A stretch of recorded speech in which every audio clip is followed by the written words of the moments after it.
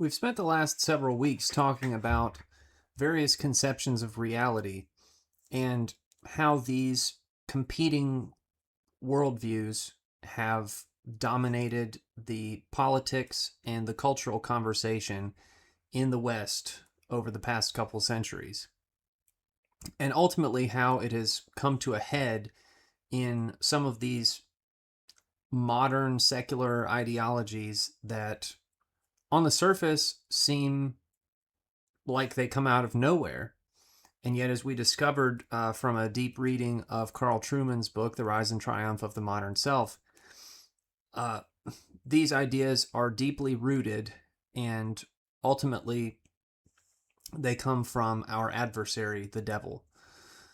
So when you have a conversation with someone and you are trying to convince them of your case in an argument, in a dispute, in a comparison of your respective worldviews, generally you present a list of facts and a description that ties those facts together. But what if you are interacting with someone who doesn't even believe in objective truth? Well, ultimately, you can't have a conversation because that person has denied the basis upon which you are even able to exchange information. So you might as well be speaking different languages. You might as well be speaking out of your mouth while they're speaking out of their butt, because you can't communicate with someone who doesn't believe that information that words convey information, and information contains truth that is testable and verifiable. So you need tools to be able to accurately describe and properly interact with the space that your mind inhabits. We're going to talk about some of those tools today and the philosophical underpinnings. We'll do a brief review of a couple of the concepts that we covered in reviewing Trueman's book. So I think most helpfully, to start with, we can turn to the French philosopher who is widely considered the father of modern philosophy, René Descartes. And even if you never cracked open a philosophy textbook, never sat through a college class, you almost certainly have heard his famous axiom, I think, therefore I am. Or for those of you who are fancy pants and want to know the Latin, cogito ergo sum. And this was an exercise in which he was pondering the world and himself and the nature of things, what maybe what Plato would call the forms. And he is wondering how he can trust his perception, how he can know that anything even exists and that it's not an illusion. And so he comes to this conclusion while he is spending time pontificating and just sitting around thinking crap up, as as I have been accused of doing. He comes to this conclusion, I think, therefore I am. Meaning, because I have a mind that is asking the question, there has to be a nugget of a self there that's doing the probing.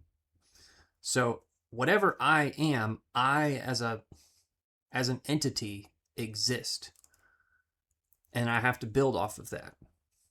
So how do you do that? And then, probably more importantly, how do you understand the world around you? And more pertinently to the issues of the day, how do you communicate the facts that you understand about the world around you to people who just seem to be in the dark? And that's what we're going to talk about on this episode of Luke Up, Truth and Logic.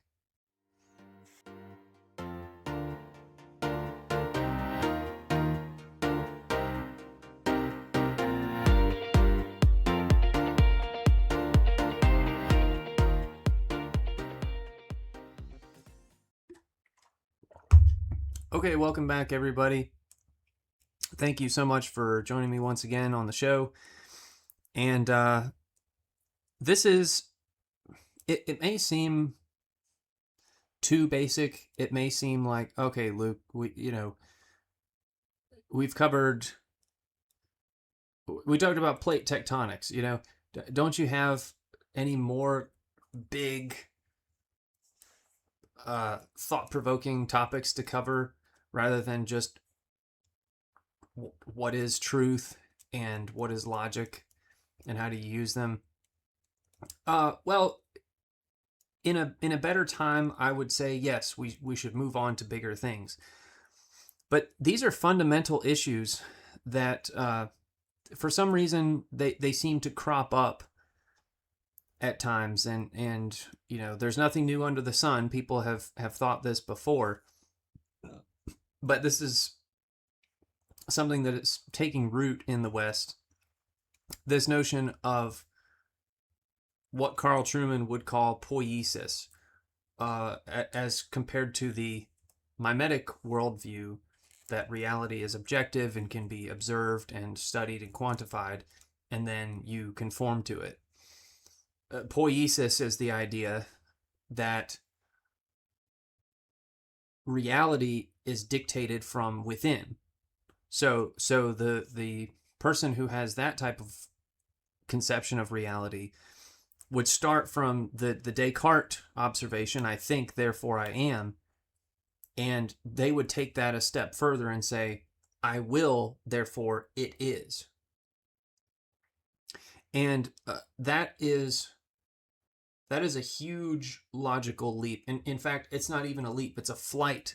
It is a swim across a vast expanse that is impossible to cross. You can't. It doesn't make any sense to go there. But that is what this worldview expects you to do.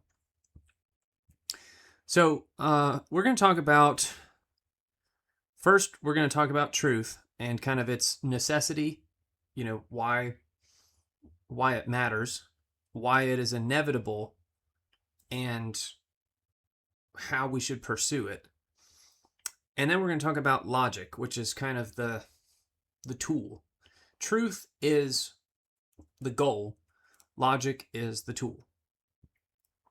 Okay, and so we're going to talk about the importance of truth and why it matters to challenge these ideas of relativism and things like that, whether it be moral relativism or just a kind of, whatever, man, you can't know anything, man, don't yuck my yum. I think that people are green, man, and like dudes can become chicks, and like we're all green, dude, like whatever you want, man. And so that may seem kind of funny and harmless, this hippy dippy whatever attitude toward the universe, but it actually has some pretty severe consequences when it takes root in a civilization. So we're going to talk about why truth matters, and then we're going to talk about how we chase it down. So, and of course, this is a show about apologetics, so I'm not going to leave you hanging. This is not going to be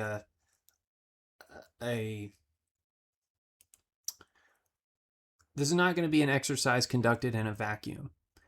In other words, we are going to focus on how a Christian should approach these things, because while we do talk about some political issues on the show, what I'm most concerned with is what God's word teaches and how we should apply it. What it teaches us about the things that we are supposed to know, the things that we are supposed to value. And as it turns out, God commands us and teaches us to do things that are good. Shocker, right? But things that are good and true and verifiable. And he commands us to avoid sin, which is destructive and leads to suffering and anguish and death. So, ideally, everyone would just be reading the word and talking about it, getting direction from their pastor. But that's not the world we live in. So we have to confront these things out there in the world with people that think that dudes can become chicks. So without any further ado, let's read our Bible verse of the day. And I was thinking, I'm not sure that for all of my bragging about how great the Gospel of John is, and the first 3 books you should read are John, Romans, Hebrews, although I've kind of revised that a little bit in my Bible reading plan that's coming up. Stay tuned. They're still very near to the front. But you got to start with Genesis 1. As I said in a recent episode, apologetics depends upon Genesis. Not in the way that some people think, as far as a literal 21st century English lens reading of it, but I digress. So anyway, John is very important, and I don't know that we have actually used it in the show. But John is very important because it is the so-called divinity gospel. So Matthew, Mark, and Luke are what are called the synoptic gospels, meaning they emphasize the same aspects of Jesus' ministry, kind of. Some have details that the others don't. Some may have the wording slightly different, but largely they all follow his ministry, and they look at his teachings. And the Gospel of John, it focuses, and it's so important because of this, it focuses on Jesus' divinity. So you can't say, well, he was just a prophet and he went around healing people, and so what? He's not God. Well, the Gospel of John makes it very clear that he is, from the very first verse of the very first chapter. But we are going to be looking at the 8th chapter of the Gospel of John in verses 30 through 32. This will probably be familiar to many of you. I've just been reading through the Gospel of Matthew in my personal reading. Again, I'm not following my own plan. I've been working just straight through the Bible, which I don't know that I had ever done before. And it's been great. It has really been a powerful experience to go through it that way. But we're going to be reading in John 8, verses 30 through 32. And hopefully you'll see where I'm going with this. It says, "As he spoke these words, many believed in him. Then Jesus said to those Jews who believed him, 'If you abide in my word, you are my disciples indeed, and you shall know the truth, and the truth shall make you free.'" So it goes on to say, I didn't include this just mainly because I didn't want to type it all, and it's complicated. But let's just go ahead and read down through 36. So verse 33, "They answered him, 'We are Abraham's descendants and have never been in bondage to anyone. How can you say you will be made free?' Jesus answered them, 'Most assuredly I say to you, whoever commits sin is a slave of sin. And a slave does not abide in the house forever, but a son abides forever. Therefore, if the Son makes you free, you shall be free indeed.'" And he goes on later in the chapter to say, "Before Abraham was, I am," which was considered blasphemy because it was clear that he was claiming to be God. I am is how God named himself to Moses in the wilderness. But, okay, "You shall know the truth, and the truth shall make you free." He says later on, whoever commits a sin is a slave of sin.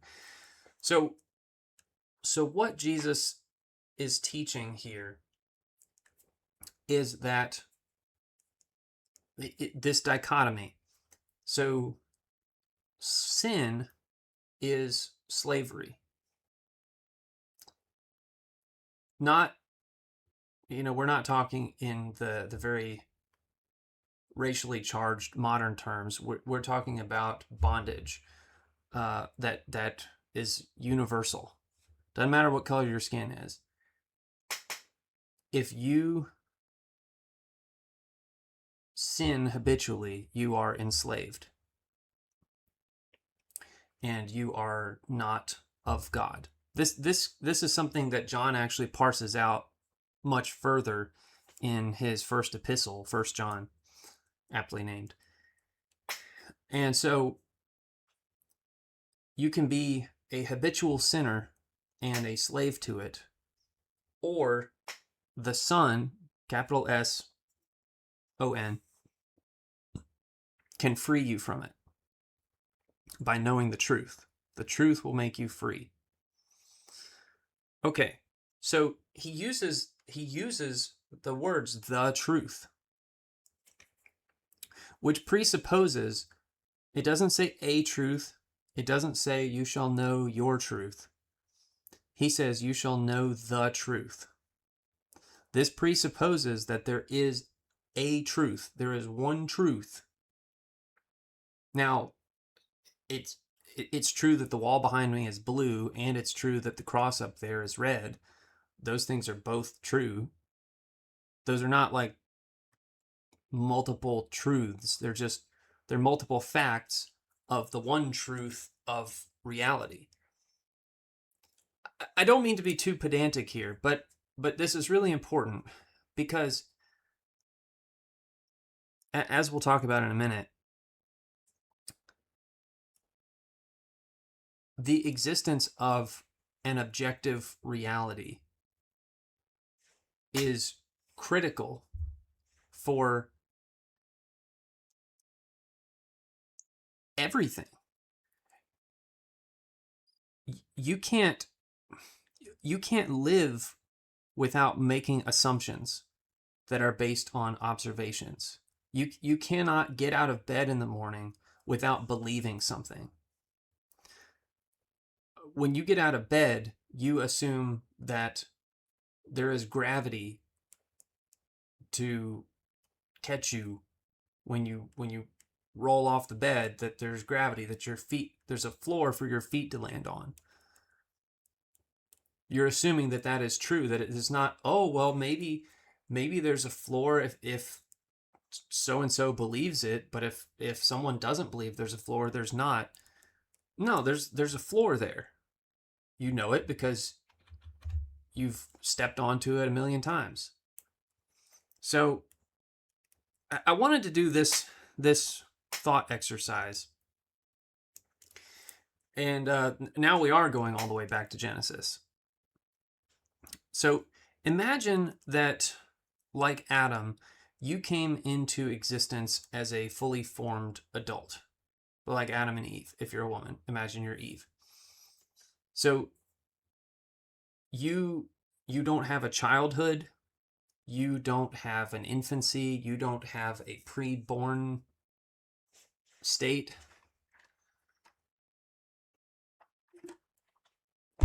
You come into existence with all of your mental faculties, and you know nothing.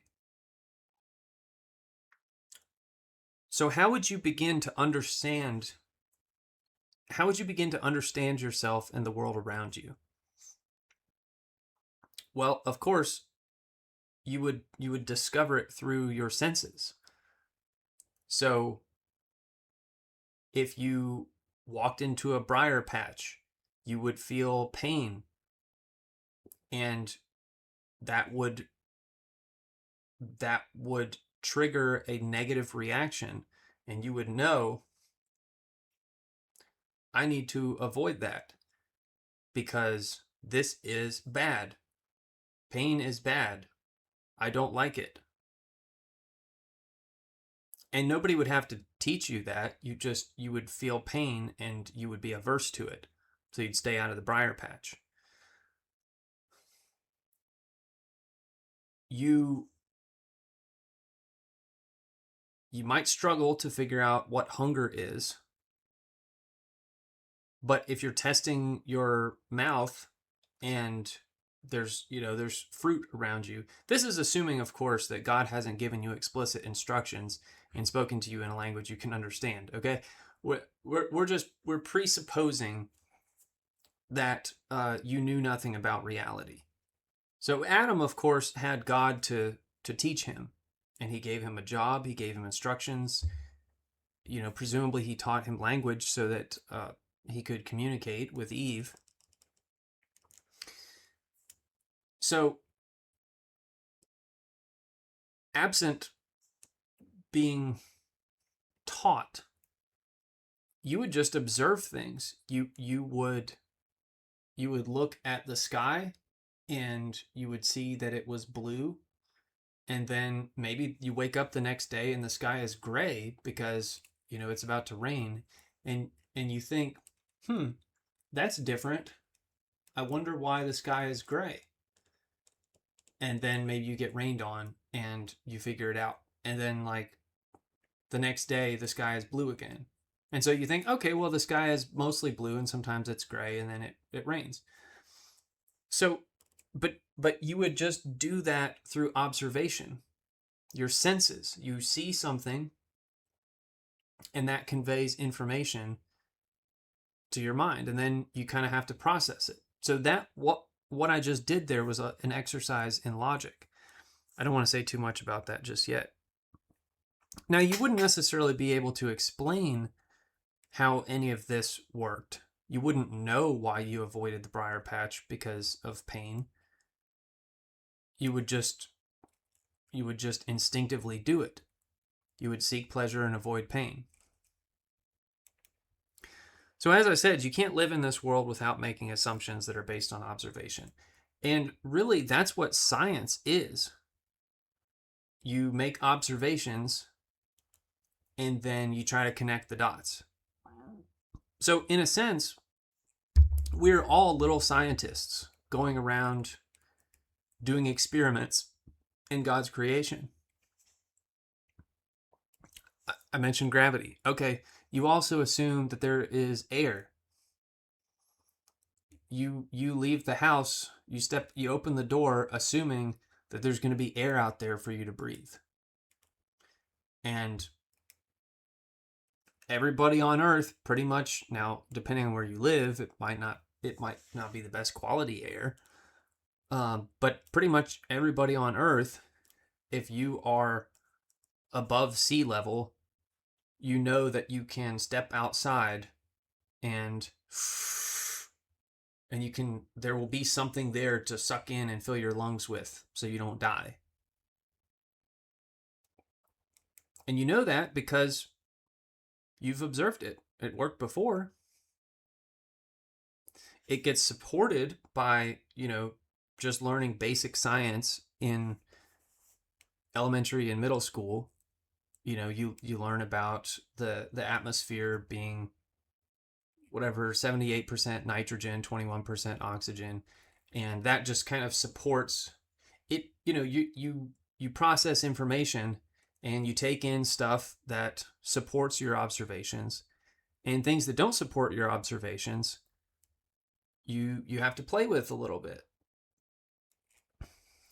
So you assume, and I wrote some things down here, you assume gravity, you assume air to breathe, you assume that you will have a certain degree of safety.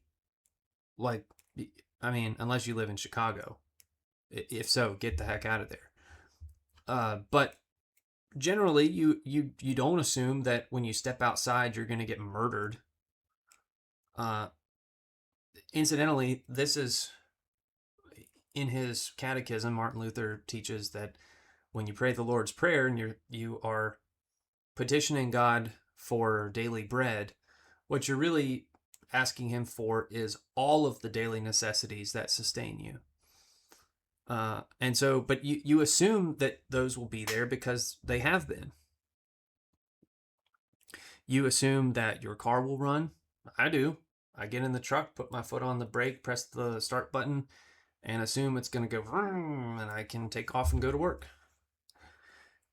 You assume that you will wake up when you go to bed at night and you're about to get knocked out. You're about to go unconscious.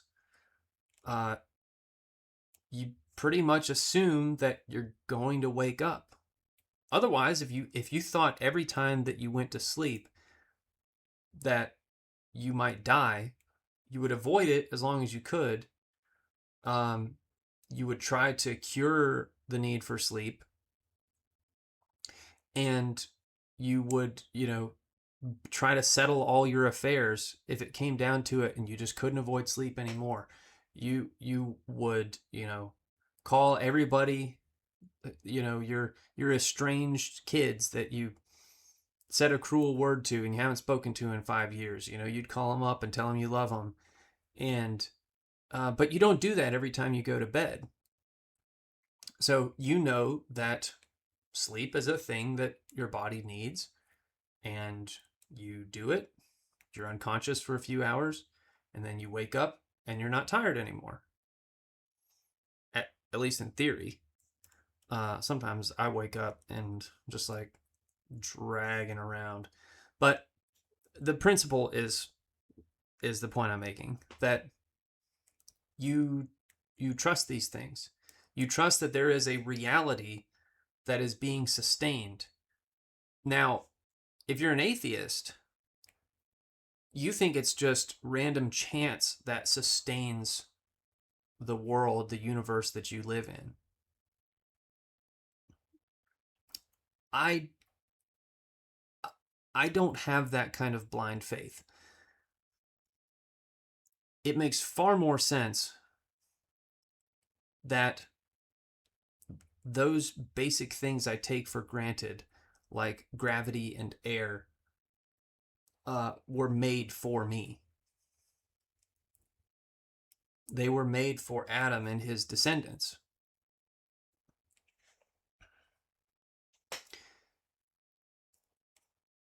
We'll talk more, I'm certain, in other episodes of this show. We did a little bit in our episode on aliens about the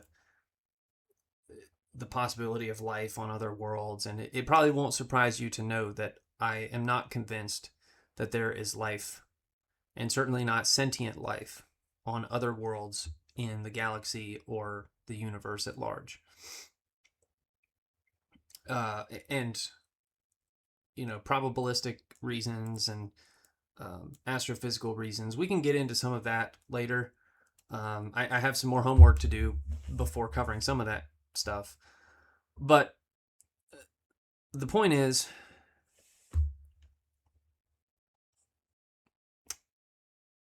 these things were made for us, and they exist. They're there. So how, we make a lot of assumptions, and then we have to act on those assumptions. So it not just the basic things that let you get out of bed, but you make a million decisions in a day about what foot you're going to start walking on, how much of a turn you're going to do when you close a door, which hand you're going to pick a drink up with, what order you are going to sign these documents in. There's a million decisions that you make every day. And how do you make those decisions? Are you just cast about by random whims and you just do whatever you feel like doing?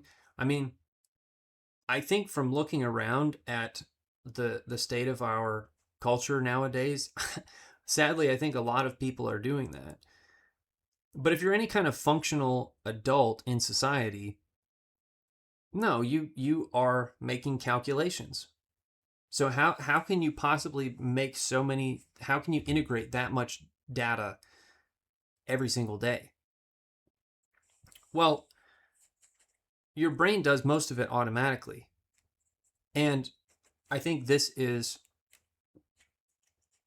one of the great points in favor of certainly intelligent design, that the human brain is more powerful than even any computer that we have conceived of.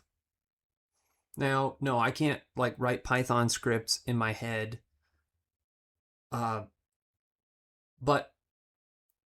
when you look at the whole tapestry of what the human mind is capable of doing in terms of memory, in terms of interacting with other humans, the communication aspect, creativity. Now, we have AI nowadays that can mimic some of those things, but it can't be human perfectly. It can't have a personality that also colors how you make these decisions. So, where am I going with all this? Well, so far we've talked about, you know, immediate decisions that affect your day to day life. You have to believe that there is an objective reality with rules that if you follow, things basically go the same way. And then, you get surprises and people deal with that in different ways. That's how stressful situations arise because expectations are not met.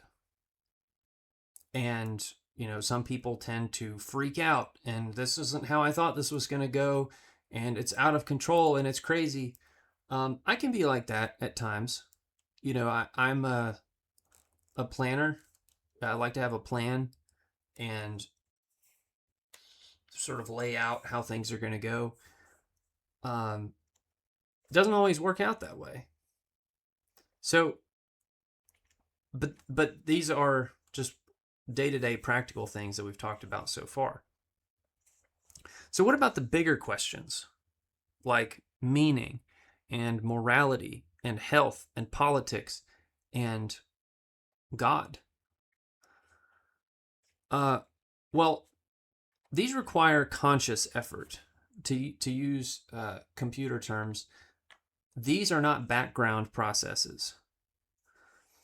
In order to really grapple with questions like the meaning of life and what your source of morality is and how to pursue it, we talked about that in my review of Sam Harris's book, which I called The Immoral Landscape.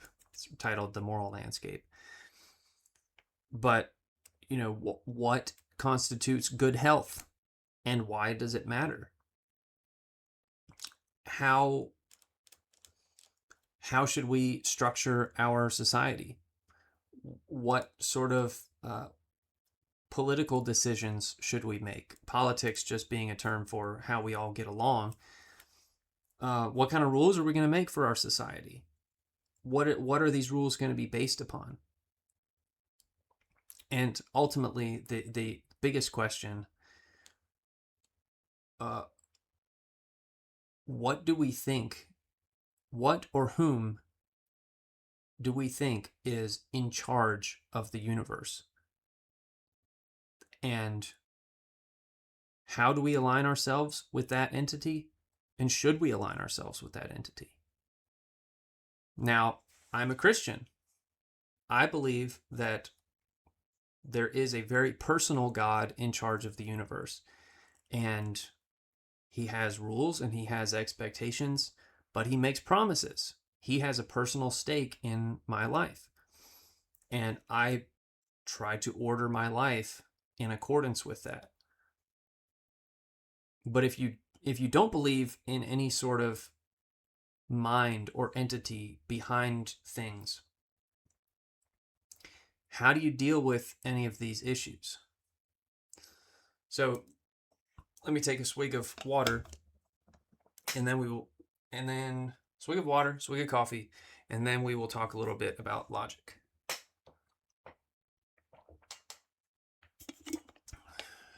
One down. All right. So I want to share a quote here. This is something that's always stuck with me. So, if you've watched the Mission Impossible movies, the third one, which came out in 2005, I think, when I was about 12 years old, it had as one of the government bureaucrats that was overseeing Ethan Hunt, Tom Cruise's character, his mission, his team.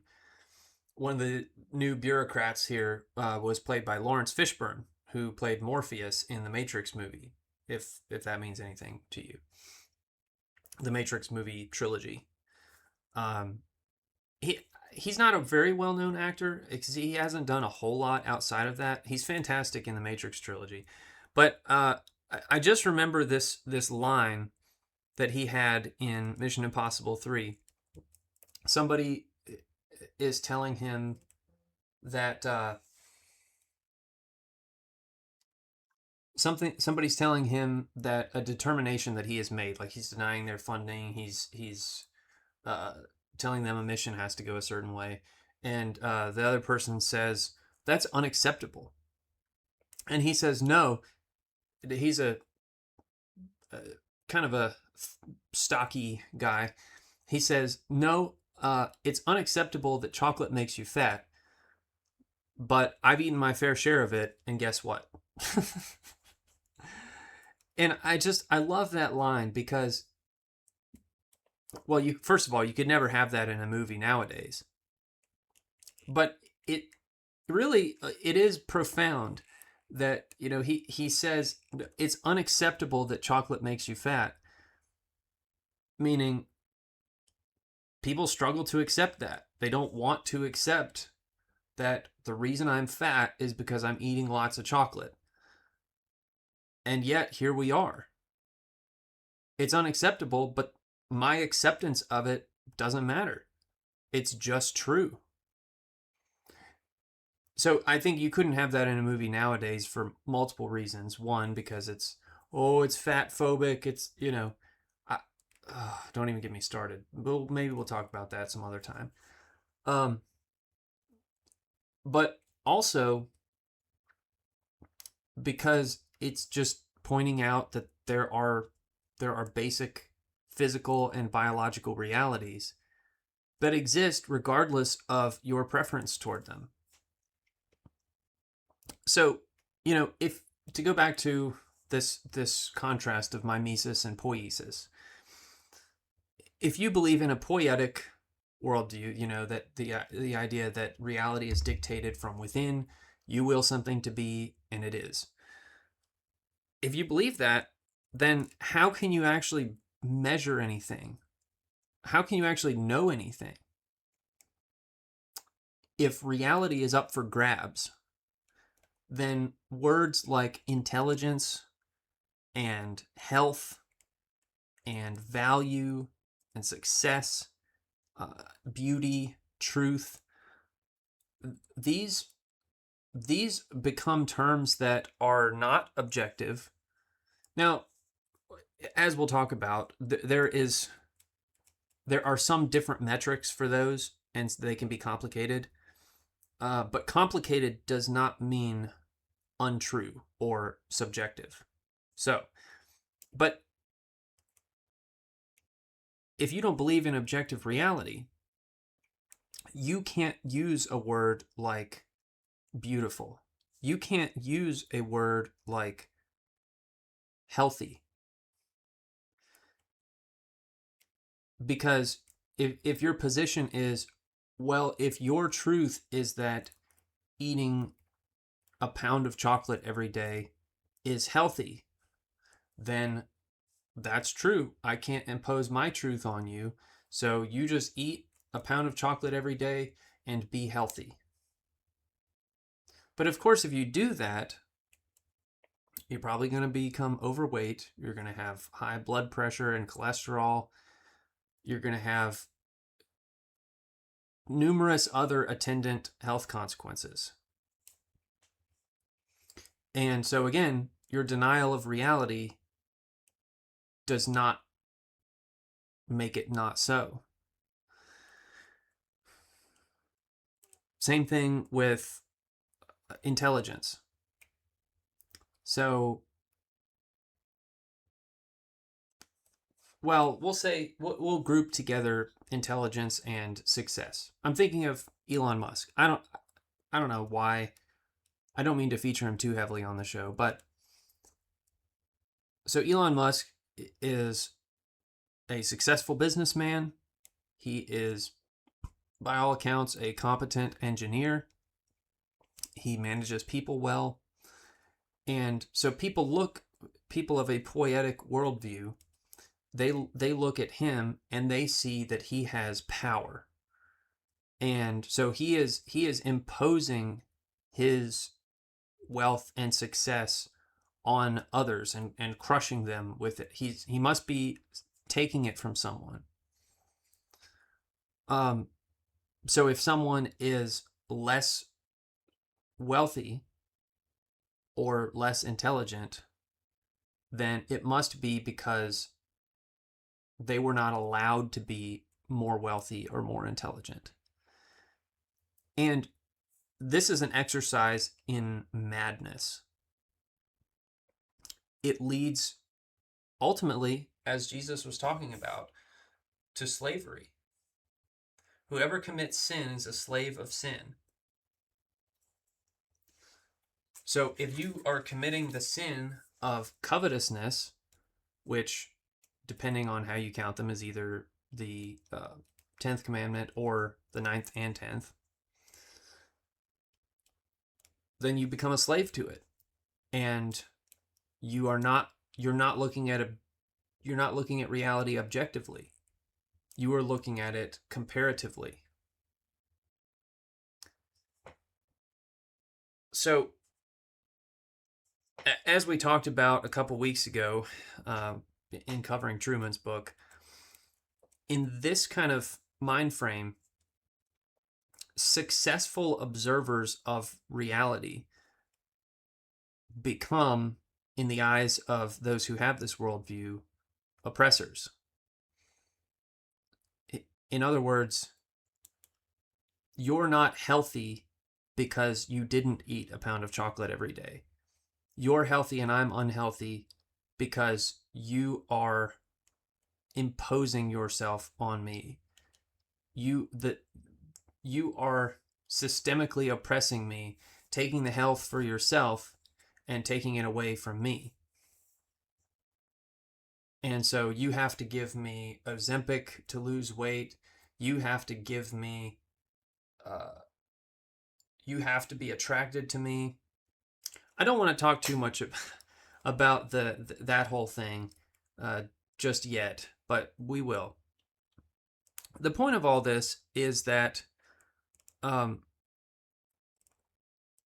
this worldview, it's anything goes. There's no stepwise fashion for ascertaining the truth.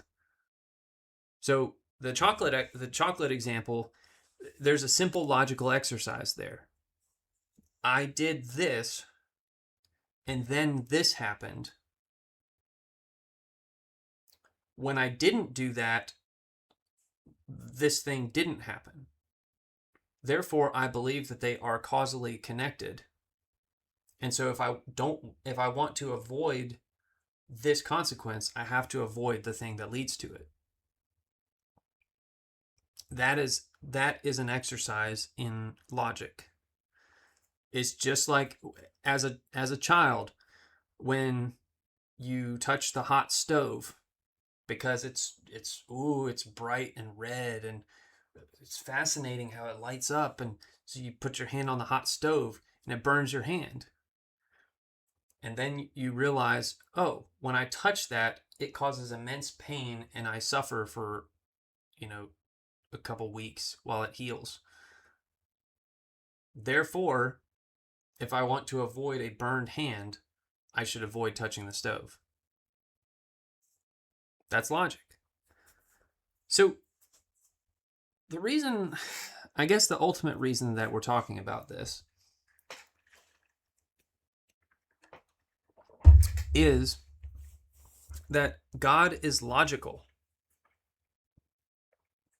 And, we've been talking about how science and faith have been made to duke it out with each other for the past 120 years. And it was never really viewed that way before. So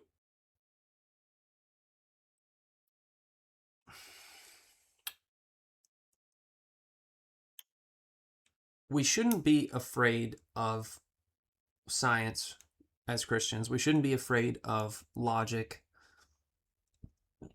We shouldn't be afraid of questions. And you know, if you believe that your faith as a Christian is built on solid ground, to refer to a parable from Scripture, if you believe that your house is built on the rock instead of on the sand, then you're not afraid if a gust of wind comes up against it, because you know that it's built on a sure foundation. So you can contrast the Christian faith with other faith systems, and you can evaluate them logically. Is it reasonable to believe what this faith believes? I think it's for that reason that Hugh Ross's organization is called Reasons to Believe. I mean, the ultimate reason is because it's true, but they present reasons that we can know it's true. And that's what apologetics is all about, and why I'm here doing this. Because I believe that there is one truth. And in a sense, it's imposed by power. It is imposed by God's power. But when you make the universe, you kind of get to make the rules. You know, if you don't like it, go build your own. And good luck, because you are not omnipotent. You are a finite creature made by an infinite being. So good luck doing the same thing. We're certainly trying. We humans are certainly trying to become little g gods. But it doesn't work that way. We have to play in the sandbox that God made. So, like I said, worshiping God is logical. We can observe every aspect of our faith and test it. When I read the gospel, it continues to make sense to me. Now, you can't say that about other faith systems. Now, some it's harder to see through the veneer. Sometimes not necessarily because it's rational, but just because of the imposition of human power, like Islam, which is imposed by brutal force. But just look at like the faith traditions of, say, Native American Indians.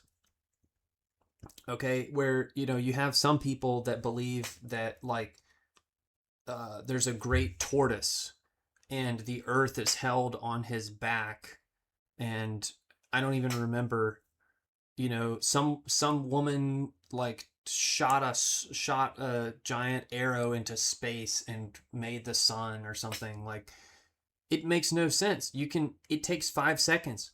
Okay, where did the turtle come from? Why? How can our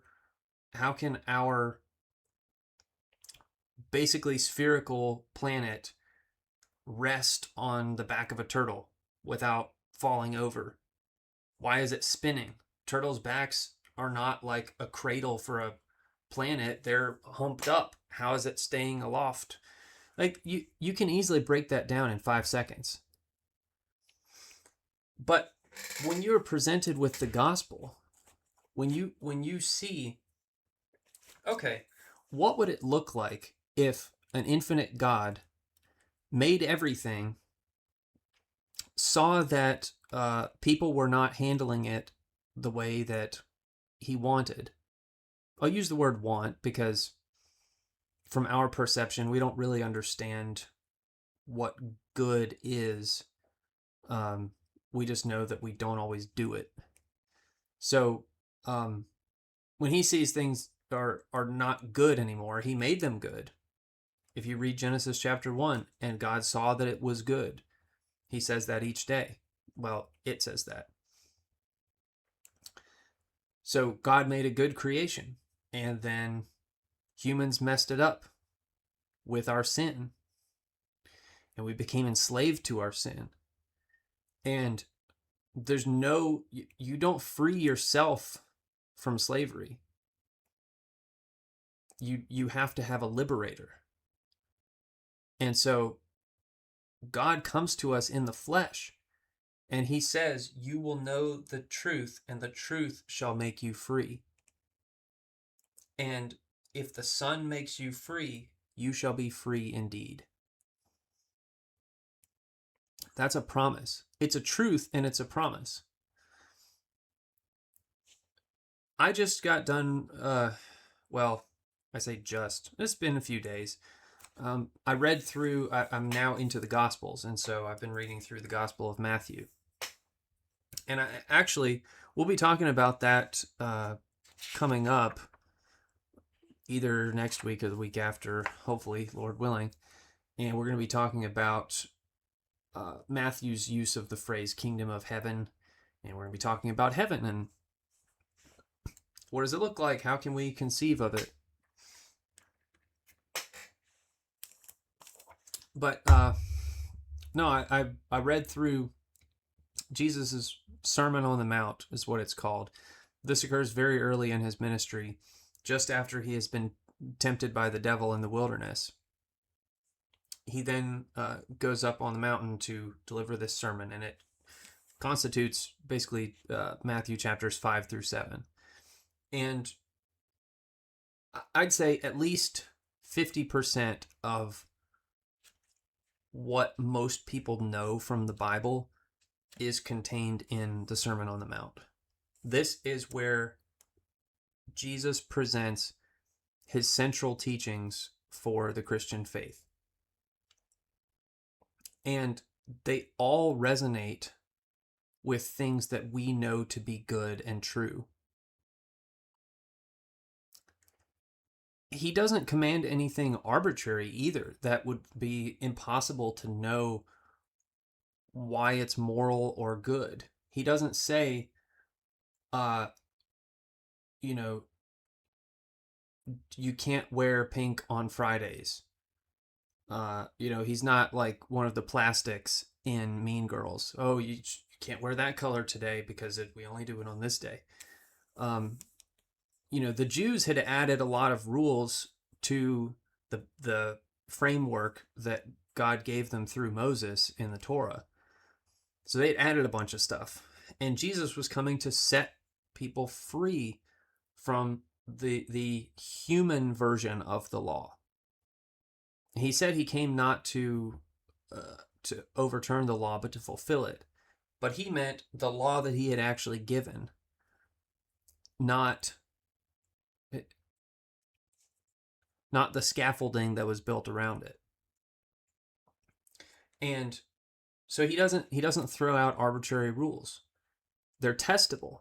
The things that he commands you to do are conducive to human flourishing. So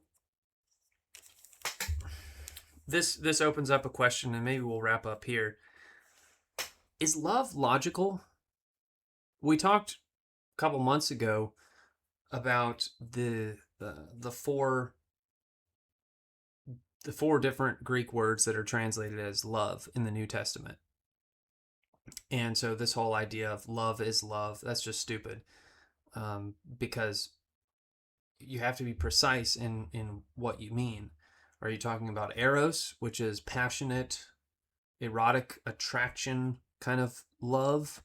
Or are you talking about agape, which is action-oriented love that seeks the good of the other? So, is it logical to have an agape love?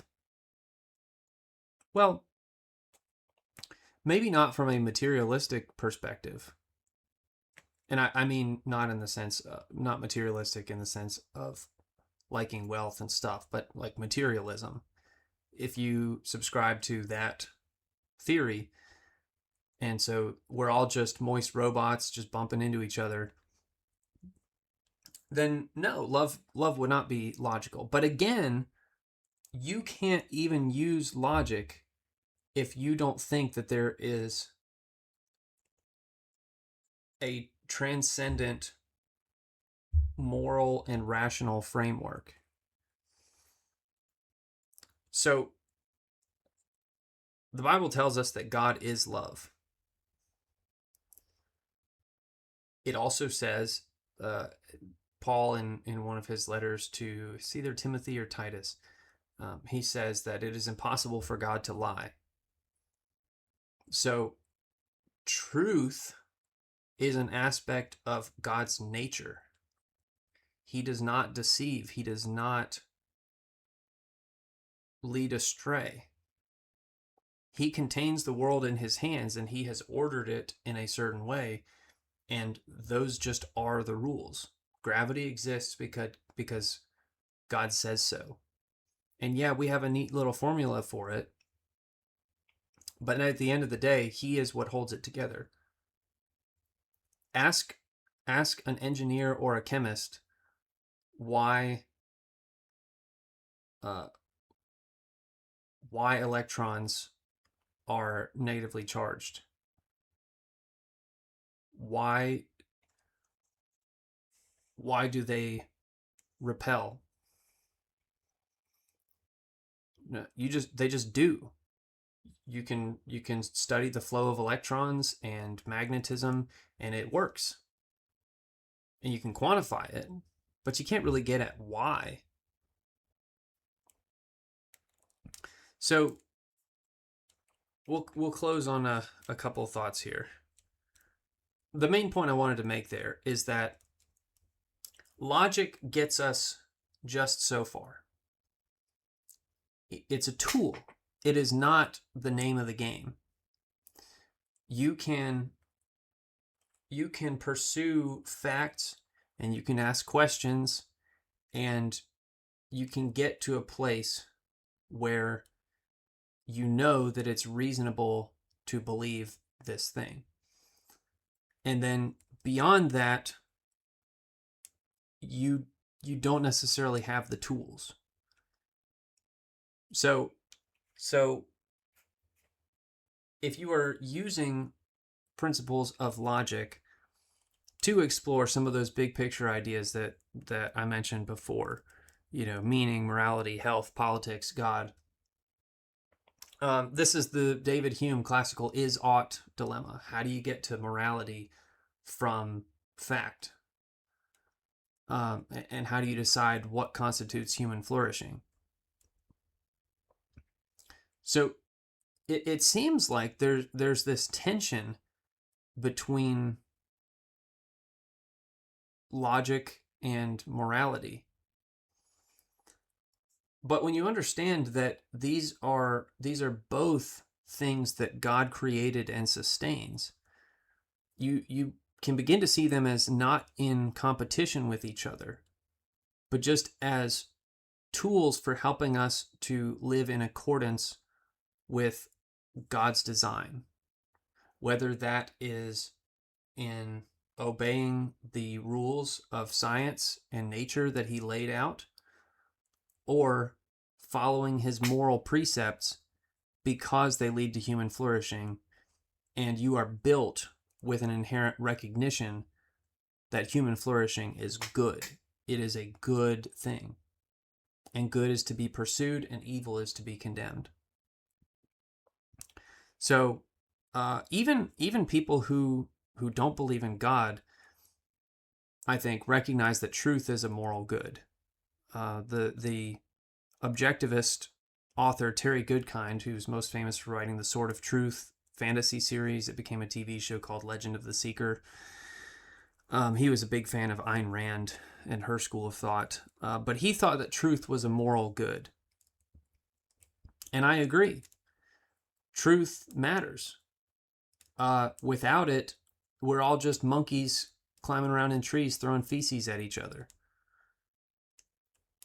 What is true? What is good? What is beautiful? These are things that can actually be ascertained. and should be, and they should be championed. So, truth, it's a moral good, but it can be used for evil. If you, to go back to the chocolate and the overweight example, if you tell someone, hey, stop eating so much chocolate, you're fat, you may be telling them the truth. It's not especially helpful to them.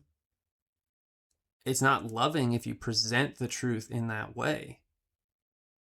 So as Christians, what we have to do, we have to follow the model that Christ set for us. He never lied to anyone. He told them the truth. But he loved them. He didn't count them out. He taught us to forgive 70 times 7. He ate with sinners. But whenever he healed someone, he said, go and sin no more. So truth and love, they're not in conflict. They're not intended to be. They're both tools. They are both things that God has given us to reveal himself to us and to help us understand how we're supposed to live. We're supposed to pursue the truth, and we're supposed to do it with love. The tool that we have for pursuing the truth is logic, and that involves asking questions, testing the connections between facts that you observe, and if there is tension there, just being honest about it. And so that's what we do on this show. We tease out these tensions, right? These issues where the truth may be hard to ascertain. Some of it's just little fun mental exercises, but some of it is on stuff that really, really matters. So, again, truth, there is only one. It is objective. It surrounds us. It is sustained by God, who, yes, uses his power to impose it. But I'm not imposing the truth on someone when I tell them that they are fat because they're eating chocolate. I'm just observing the truth that is. But I have to remember to always love my neighbor as I chase the truth. So go out there, be logical, be loving, and I will see you next time. Until then, I'm Luke, not the saint, just a sinner, and this is Luke Up. Thanks for watching and listening, and God bless.